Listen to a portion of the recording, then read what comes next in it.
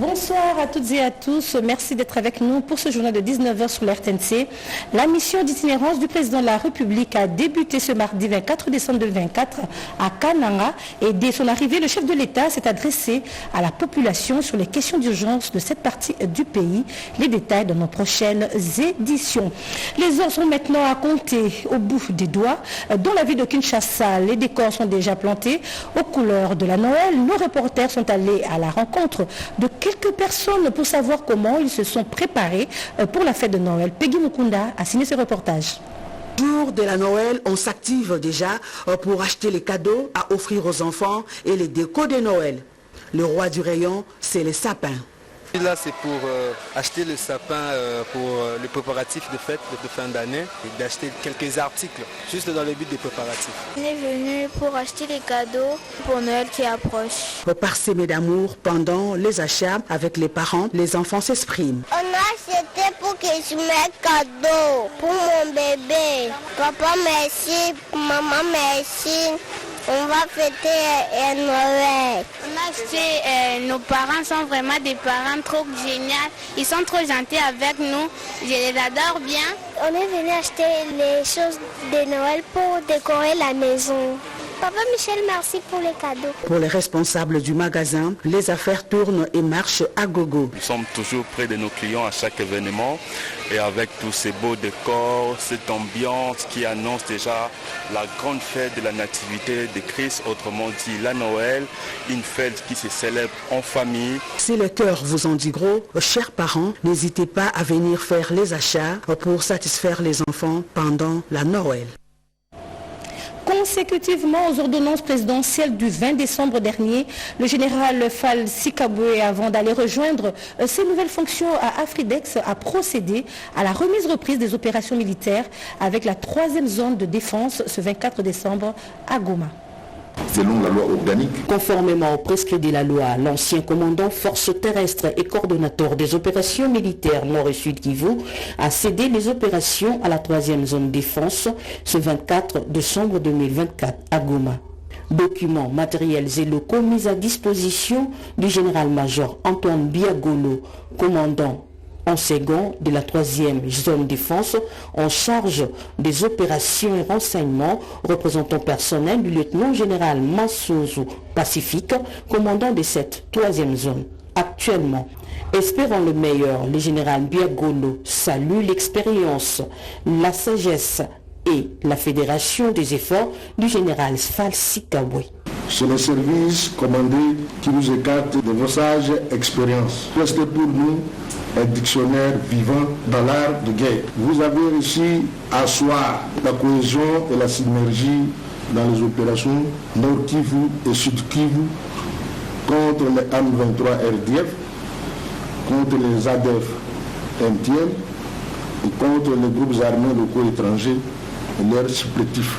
Pour sa part, les commandants sortants lancent un message à ses frères d'armes, mais également à la population de la mission d'imposition de la paix et de la restauration de l'autorité de l'État. Les hommes passent, mais les institutions restent.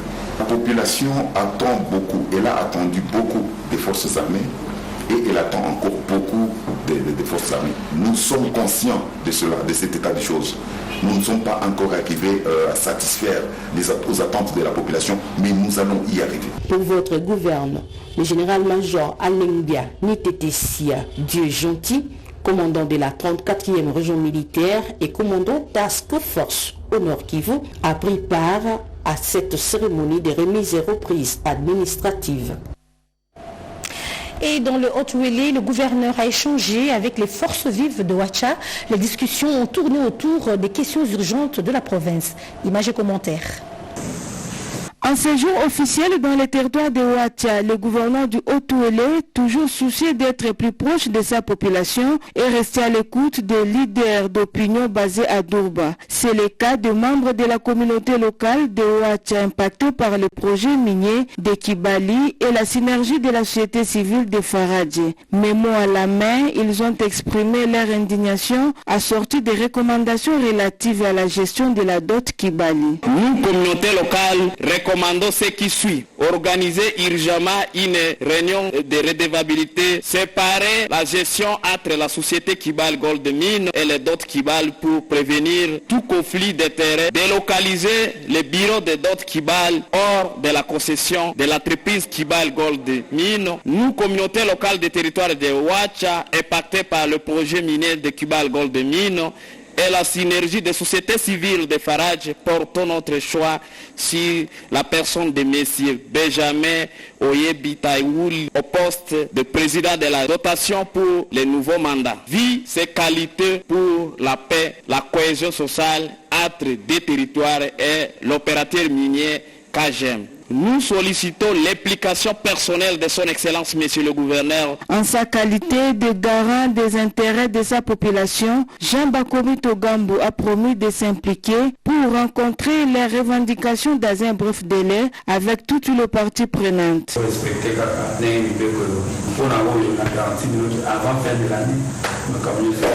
C'est sous une note de satisfaction que cette rencontre s'est terminée. La satisfaction de la part de la communauté parce que l'autorité a été accueillante, il a répondu aux besoins des mémoires qui lui est présenté.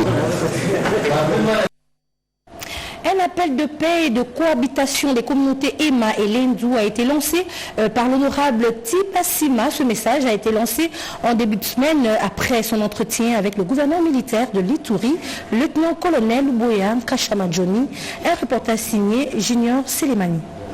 Les tensions communautaires observées ces jours-ci en Ituri ne laissent pas indifférente l'administration militaire et certains notables de cette province.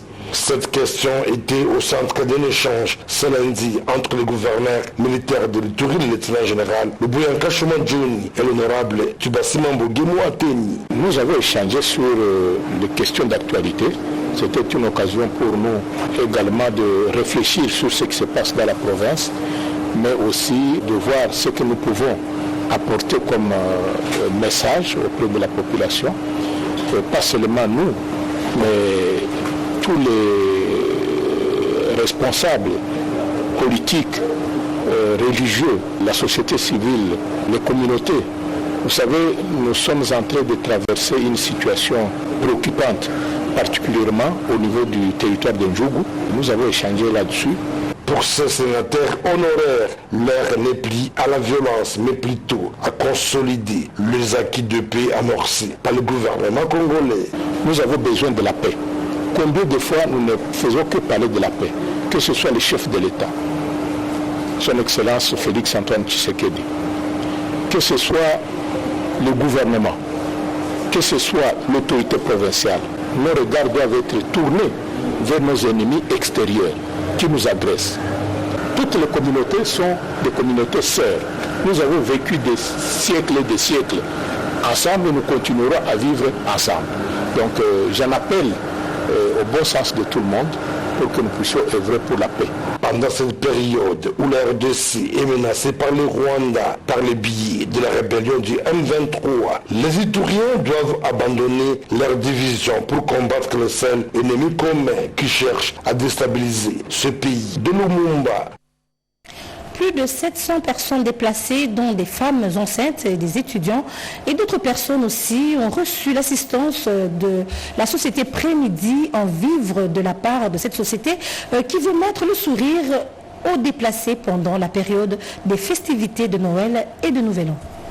La société Prémidis, encore au chevet des déplacés de guerre. Prémidis a assisté ce dimanche 700 ménages de déplacés répartis dans différents sites. Une assistance en vivres tels que les haricots, les riz, les sels et la farine de bouillie et de non-vivres notamment les savons en poudre eau. Sur 11 sites, Prémidis a déjà apporté l'assistance à 9 sites. Pour l'administrateur de Prémidis, Osé Baguiche Bouendois, Prémidis est allé compatir avec ces vulnérables à l'approche des festivités de fin d'année, mais aussi compatir avec les étudiants de l'université des martyrs parmi les déplacés. On se trouve dans le même cadre de compatir avec les frères déplacés, mais aussi, vu les circonstances, à présent, vous savez que nous approchons le fait, sur la veille de Noël, on a préféré, il a plu au patron, de leur apporter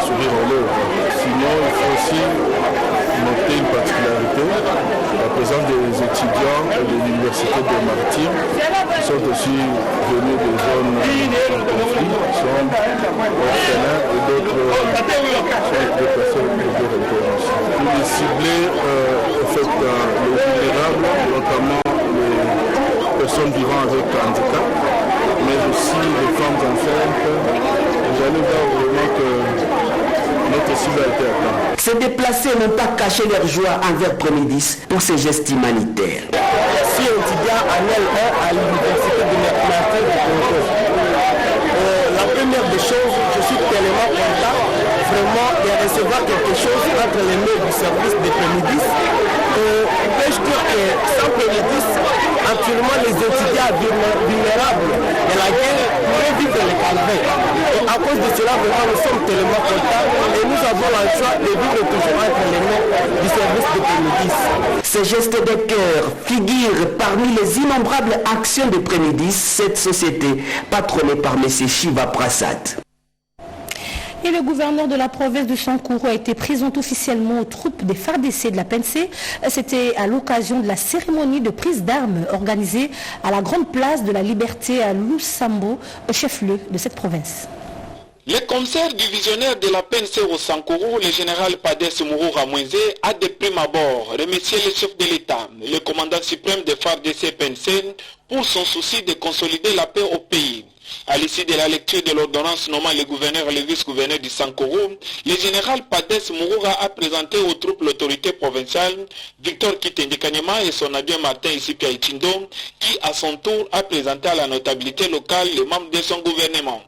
Prenant la parole, le gouverneur de province, Victor Kitendikanyama, a rendu un vibrant hommage au chef de l'État, Félix Antoine Tshisekedi Tshilombo, pour l'amour qu'il a placé à son peuple. Permettez-moi aussi de rendre un hommage mérité à son Excellence Félix Antoine Tshisekedi Tshilombo pour le dévouement dont il fait montre depuis qu'il est à la tête de notre pays,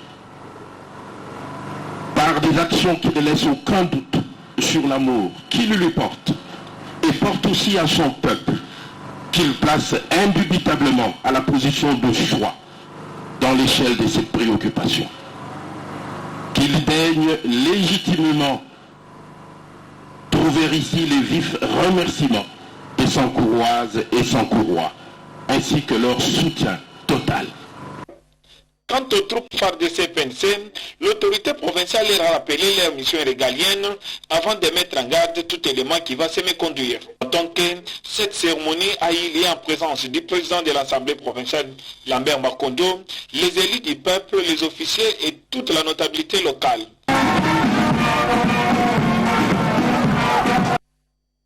Et puis ces images de terrain du gouverneur de la province de l'Équateur, Boloko Bolumbu, préoccupé par l'état de délabrement avancé de quelques infrastructures publiques, a effectué une descente au grand collecteur Boulia et puis sur le chantier du grand laboratoire moderne en construction, nous dit Mimi Etaka.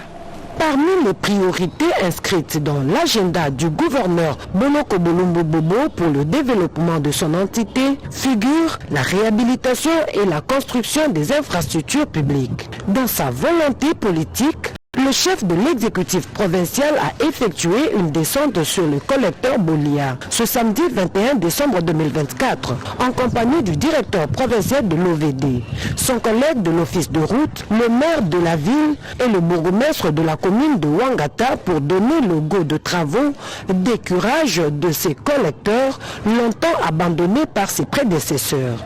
L'autorité provinciale a, après avoir donné le go de travaux, prodigué quelques conseils à la population d'éviter de jeter des ordures à cet endroit pour faciliter l'écoulement de vers le fleuve. Notons que l'implication du gouverneur pour dégager ces collecteurs afin d'éviter les inondations était un motif de joie pour la population environnante. Le cortège du patron de l'exécutif provincial a aussitôt pris la direction du grand laboratoire moderne en chantier pour rendre compte de l'état d'avancement de travaux. Le passage de l'autorité provinciale à ces chantiers était marqué par une visite guidée effectuée sous la conduite de l'ingénieur responsable de ces chantiers, M. Omar. Le lieu dont vous voyez ici, c'est la construction d'un laboratoire de santé publique, un laboratoire moderne. Donc ça remplacera les grands labos, raison pour laquelle à son excellence, monsieur le gouverneur, il vit avec notre partenaire de la Banque mondiale, en voyant la qualité de ces bâtiments et vit aussi la volonté du gouverneur qui nous a permis de travailler au sein de son territoire. Je suis vraiment très ravi. Notons que les travaux de construction de cet édifice sont exécutés par une société libanaise, Innovi Africa. Dans le Lualaba, de grands événements ont été organisés à la société minière de Desiwa Somidez. D'abord, la journée porte ouverte et par la suite, la remise des cadeaux aux agents qui se sont distingués au cours de l'année 2024.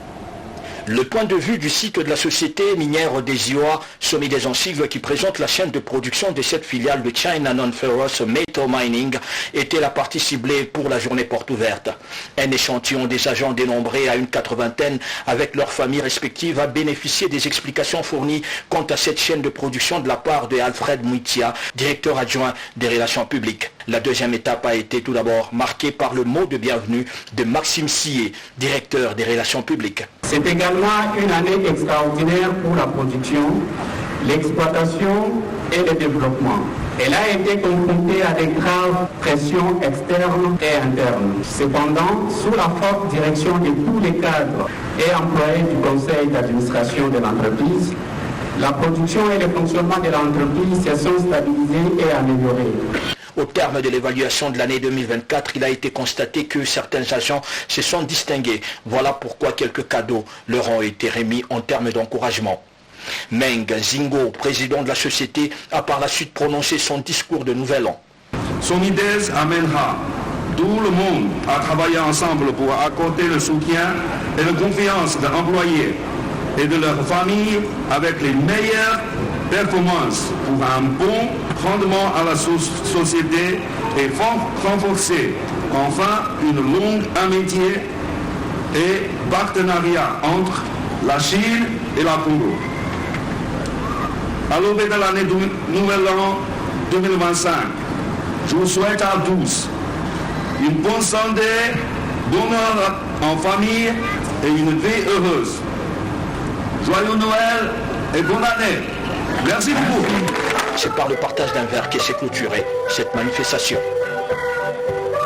Passons à présent à cette évaluation des activités du projet encore sous la protection environnementale dans le Kasaï central. Différentes autorités politiques, les partenaires de la mise en œuvre du projet ainsi que les membres de la société civile se sont réunis autour d'une table pour les travaux assises ouvertes par le ministre provincial du budget. Axé sur les conditions publiques, cet atelier s'inscrit dans le cadre du deuxième pilier du projet encore relatif à la sauvegarde environnementale. C'est le ministre provincial en charge du budget qui a procédé à son ouverture au nom du gouverneur de province de Moïse Kamboulou Konko. L'activité qui a eu lieu dans la salle de réunion du bâtiment administratif a regroupé les partenaires de mise en œuvre du dit projet, dont les responsables des entités territoriales, ceux de la régie financière provinciale et services d'assiette, auxquels se sont joints les membres de la société civile et des représentants des peuples autochtones.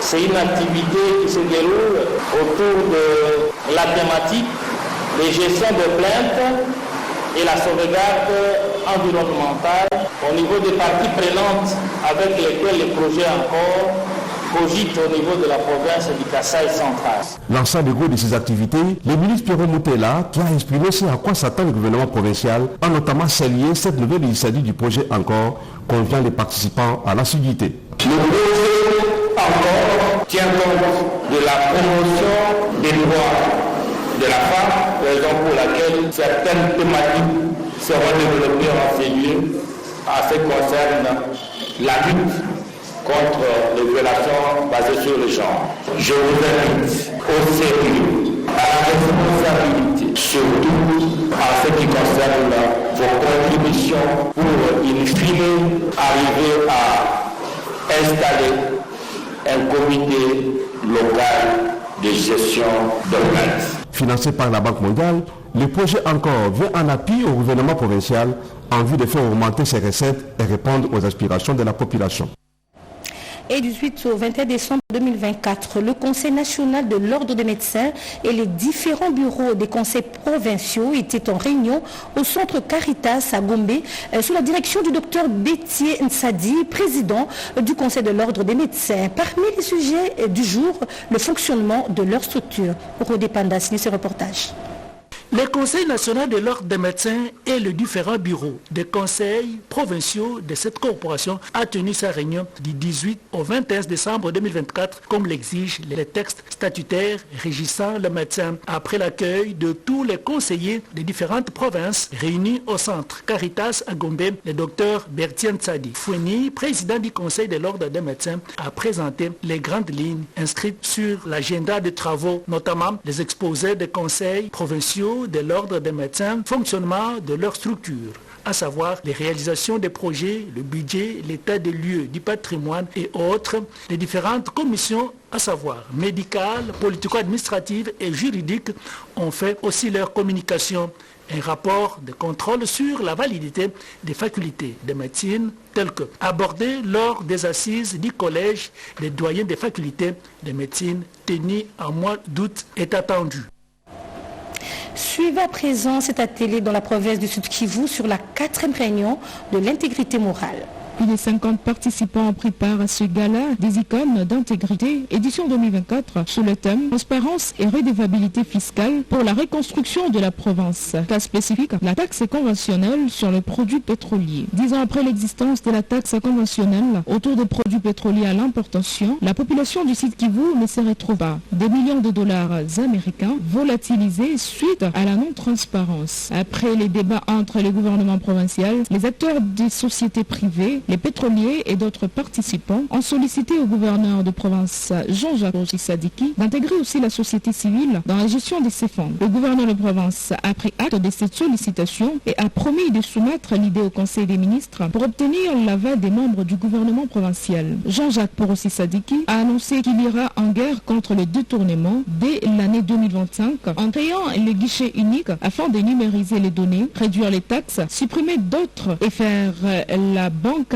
du système. Lambert Locaté, directeur pays de Accountability Lab, s'est dit satisfait de l'accompagnement de l'autorité provinciale pour la lutte contre la corruption. 5 fonctionnaires de l'État se sont distingués pour servir la nation, ont été nominés et primés par Accountability Lab. Ils ont reçu d'un main du gouverneur de province les prix de mérite pour l'édition 2024 à l'hôtel New Riviera, notamment les trophées des mérites, les médailles d'excellence et les certificats de distinction pour les travaux qu'ils font à leur milieu. Les nominés sont Kapenda Kifara Kiki, maire adjoint d'Ouvera, Pierrot Chambou du département de droit de l'université officielle de Bukavu, Justin Ntawigira Materanya, préfet des études de l'Institut Kaboké dit du Nord, Jean-Paul Nyakurantabala, chef d'antenne Régie des Eaux Baraka, et Antoine Ingeno Lotola, inspecteur de pôle secondaire de Nyangezi dans la sous-division éducationnelle de Walungu. Ces derniers ont été sélectionnés sur base de 17 critères clés basés sur leur éthique et morale, notamment leur niveau de redevabilité, leur degré de transparence dans les cas de l'ordre, de services et autres. Les gestionnaires des écoles de la ville de Mbuji-Mayi ont été outillés sur les normes à observer face aux urgences par rapport à l'éducation. Et c'est le ministre provincial du Kassai-Oriental qui a présidé cette cérémonie de clôture. Léo Omodo et Jeff Chosa ont signé ce reportage. Clôture vendredi 13 décembre 2024 dans la salle de réunion Maurice Chikuya de l'INPP d'une formation de 4 jours sur la coordination de l'éducation en situation d'urgence. Ces assises ont été organisées par la division provinciale des affaires sociales avec l'appui de l'UNICEF et la formation a été assurée par Caster Éducation à l'attention des membres de 7 provinces éducationnelles de l'espace Grand Kassai. La cérémonie a été présidée par le ministre provincial de l'éducation du Kassai-Oriental, Jean-Nico Mwamba Kamba.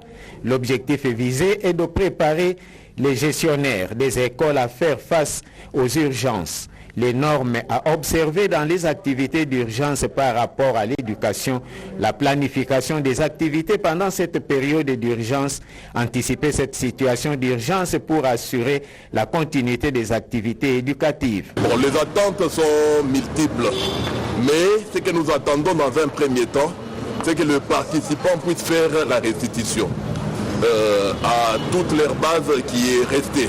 Ce que nous attendons encore, c'est qu'il y ait une coordination dans chacune des provinces éducationnelles, une coordination effective. Avant de déclarer close la formation, le ministre provincial de l'Éducation, Jean-Nico Mwamba Kamba, s'est adressé aux participants. Je vous encourage à rentrer chez vous avec le désir de mettre en pratique ce que vous avez appris ici et de continuer à échanger avec vos collègues. C'est par une note de satisfaction de la part des organisateurs que cette cérémonie a pris fin. Merci. Et la jeunesse de l'espace Grand Katanga, regroupée au sein de la structure Boulouba Ibukata, s'est réunie pour réfléchir sur le développement de cet espace. RTNC Lubumbashi a signé ce reportage. La jeunesse de Boulouba Ibukata s'est réunie sous l'égide du nouveau comité intérimaire de la jeunesse avec à sa tête M. Nelson Kapula au siège de l'association de la grande salle Umbakiamitala pour une rencontre marquée par une dynamique d'engagement et de réflexion sur l'avenir de la communauté. Un des premiers points à l'ordre du jour était la reconduction du président Bangamoko Dieudonné à la tête de la communauté. Les membres de la jeunesse ont unanimement salué le leadership soulignant les progrès réalisés depuis sa prise de fonction. Les participants ont exprimé leur soutien également aux résolutions issues de l'Assemblée générale extraordinaire tenue le 7 décembre dernier. Nous n'avons pas besoin de la division pour ce moment. Nous avons besoin de l'unité. Nous avons la culture de régler nos problèmes dans la communauté. Ceux qui se sentent frustrés peuvent venir devant les sages de la communauté, poser leurs problèmes afin de trouver une solution à la MIAS. Ces décisions considérées comme essentielles pour l'avenir de Boulouba Ibukata ont été saluées comme un pas en avant vers une meilleure gouvernance et une plus grande participation des membres. Les jeunes ont insisté sur l'importance de maintenir l'intégrité et la réputation de Boulouba Ibukata face à ceux qui pourraient vouloir la déstabiliser. Il a été souligné que l'heure est à l'éveil et à la mobilisation collective pour préserver les valeurs et les objectifs de Boulouba Ibukata.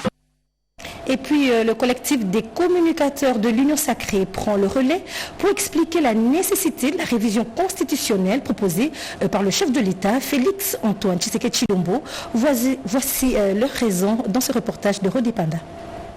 La révision de la Constitution est une évidence. Le collectif des communicateurs de l'Union Sacrée de la Nation, les fers de lance de cette méga plateforme politique du chef de l'État, vient de le démontrer et l'approuve en expliquant les raisons.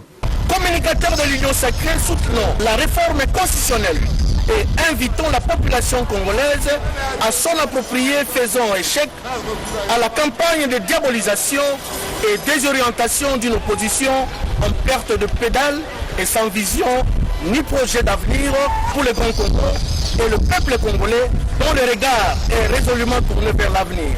Il reste, les communicateurs de l'Union Sacrée félicitent le garant du bon fonctionnement des institutions, chef de l'État, Félix Antoine Tshisekedi.